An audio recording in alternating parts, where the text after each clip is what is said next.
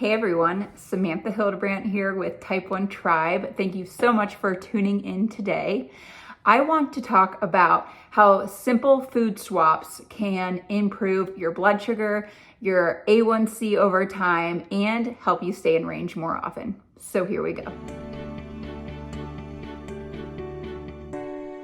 If you have watched any of my other videos before, you know that I absolutely love to eat yogurt bowls. Yogurt bowls, in my opinion, are a great blood sugar friendly snack. But the key here is that you have to add the right ingredients to your yogurt bowl. If you don't, a yogurt bowl can be disastrous when it comes to managing your blood sugar. And that's what I want to talk about today. So I am actually a huge fan of Purely Elizabeth granola. I think it is absolutely delicious. My favorite flavor is just their original. However, if you add that to your yogurt bowl, it could be detrimental to your blood sugar management. And I am not the only one who has gone through this personally. I've had other people reach out to me on social media telling me that they also see a blood sugar spike when they eat Purely Elizabeth granola. And that is mostly because of the added sugar that is in granola. If you look at the back, there is about 7 grams of added sugar per serving size. And if you're anything like me, I'm adding a lot more than the typical serving size for granola because it's so freaking good that I just eat a lot of it. And that tends to spike my blood sugar. Not to mention the granola itself will spike your blood sugar later on in the day. So sometimes I'll even see a spike 2 to 3 hours later. And I know it's from the granola because I have switched the granola to other types of granola for my yogurt bowl and it doesn't happen. So I know that the Purely Elizabeth is not necessarily the best granola option for me in my yogurt bowl.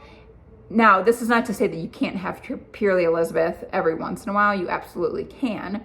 However, make sure to read the nutrition label when you're choosing your granola because there is a lot of added sugar in her original flavor of granola and actually a lot of the other flavors as well. There's a lot of added sugar. And so you want to be careful with that when you are choosing what granola to put on and inside of your yogurt bowl. So a better option to put in your yogurt bowl is simply nuts, you guys. Just nuts by themselves with nothing else in them is a great addition for granola for your yogurt bowl. Now, I'll be honest, this is not as delicious as Purely Elizabeth.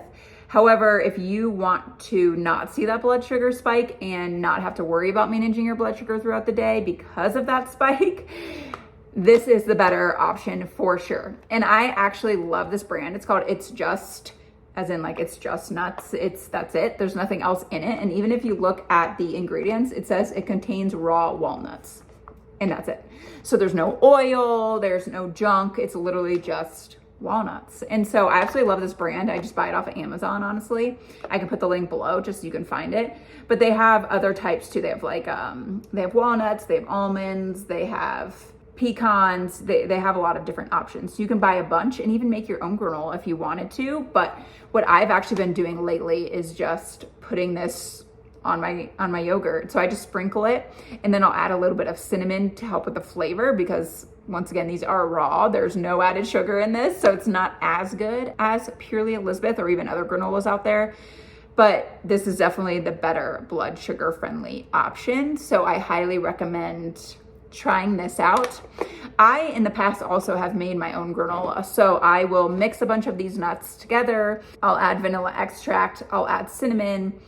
I'll add a little bit of maple syrup. And so yes, that has sugar in it, but at least I'm making it on my own. And so I know exactly how much is in it and I can control how much sugar is in my own homemade granola. So that is just another option for you if you want a little bit more flavor than just raw nuts. The other thing to be aware of with yogurt bowl specifically is the yogurt itself. So I am a huge proponent of Greek yogurt. However, I actually used to eat the low-fat option of yogurt, and now I don't. Now I eat the whole milk option for my yogurt, and I do that mostly because I don't see as big of a spike with my blood sugar. And I've even been doing that with other milk options. So if I get a latte, for example, I choose whole milk instead of skim milk. And I do see a little bit of a spike, but it's not even close to being as high as it would with my skim milk or the non-fat milk. So keep that in mind when you're choosing your milk options as well, is you should be choosing dairy and not some fake milk such as almond milk. You should absolutely be eating actual dairy if you're able to, if you're not lactose intolerant. Eat and drink the dairy, but also maybe do a little test on yourself and see like what does non-fat milk do versus whole milk, because whole milk definitely helps my blood sugar management for sure. Another food swap, and this is kind of going more towards lunch and dinner, is rice. And so I eat a lot of rice. I love rice. I love making bowls. And so I love, doing like taco bowls or Mediterranean bowls or just beef bowls. And I usually use rice for the base. I'll sometimes add in lettuce and other ingredients, so it's not just like fully a bunch of rice, because rice does spike blood sugar later on. It is a starchy grain, and so we have to be careful with rice. I'm sure a lot of you know, if you've eaten rice, that it will spike you if you eat a lot of it. And it's not an instant spike, it is a later on in the day type of spike, and so you have to be careful with rice.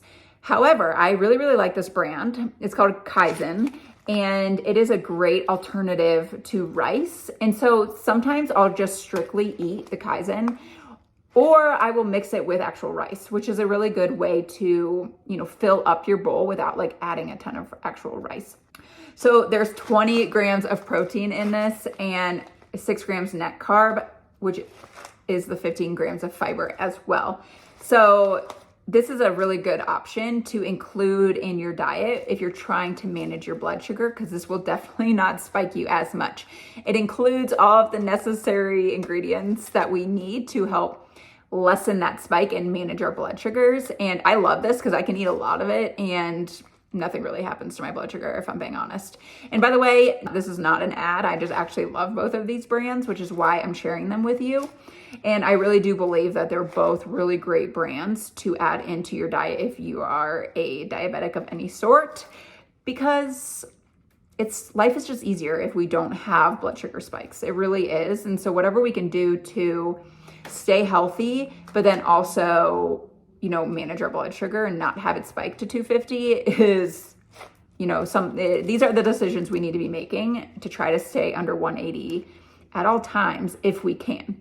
Now, once again, I like to preface, I know we're all type 1 diabetics and we don't have working pancreases, and sometimes our blood sugar just hits 250 and we don't know why, right? So we can only control so much, but try to control what you can, right? And by eating these two brands versus rice and purely Elizabeth granola. The third and final product I want to talk about today is your snacks, your choice of snacks. And this is actually a really important topic for me because I used to be, and I still am actually, a huge snacker. I'm hungry all the time. And so I'm like, I don't understand how people don't snack, if I'm being honest. Big snacker. And so I need to find better options for me and my blood sugar now that I'm a type 1 diabetic. And not even that I'm a type 1 diabetic. Everybody should be following these little tricks for their blood sugar. But of course, it's more important for me as a type 1 diabetic. I used to snack on really everything under the sun. Chips, pretzels, honestly, anything that I had in my pantry.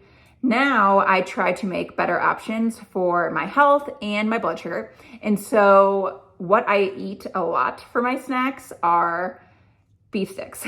I absolutely love beef sticks. I think they are such a great snack for really anyone, but especially diabetics, because there are 0 carbs. Now, I know a lot of you count carbs for your protein. I don't need to. I know it's different for everyone, and sometimes you do have to, but I don't have to. And so I don't have to take insulin for this, which I think is absolutely amazing. And I feel like a normal human when I don't have to take insulin, which is really, really nice. Larissa's actually just sent me a nice little box full of their beef sticks because they went through a rebrand. So you might know them from a different look. However, their beef sticks are so good. I do love Chomps as well. So that's another really good option, but you want to make sure you're eating grass-fed beef if you're getting beef sticks, because There are a lot out there that still are pretty gross, if I'm being honest. You don't want to eat like the pepperoni sticks that people used to eat back in the day. Now, thankfully, there are a lot of really good options out there. Larissa's being one of them. And I'll be honest too, I think Larissa's is probably one of the best tasting beef sticks that I've ever had. So keep that in mind. If you have kids maybe that want a better snack, this is a really, really good option. I even think the branding is targeted to like little boys kind of. I feel like that is kind of the marketing for this right now. However, I still love them. So the box they sent me was absolutely adorable. I really, really like their beef sticks. My favorite, honestly, is just the original beef, or I guess it says seasoned and smoked beef stick. That is my favorite, but they do have a lot of flavors. They also have like chicken, turkey, different types of meat. So if you don't like beef, you can have chicken and turkey instead. But I do recommend switching your snacks for meat sticks. Now, of course, we all love chips and you're gonna have chips every once in a while, but if you can make the switch a couple times a week for your snack, you will see really good benefits with your blood sugar and your health overall. So definitely make the switch for your snacks as well. So I just want to say that my food swaps have been one of the most challenging parts of my type 1 diabetes diagnosis. I never really wanted to be, it sounds bad, but I never really wanted to be the person that like had to eat healthy, right? Like almost being forced to eat healthy. I never wanted to be that person. I knew some people that were like that and I just like didn't love it. But now here I am. I have type 1 diabetes. I have non-celiac gluten sensitivity. I have Hashimoto's, a lot of stuff going on with my health. And it's really important for me now to make healthy food decisions.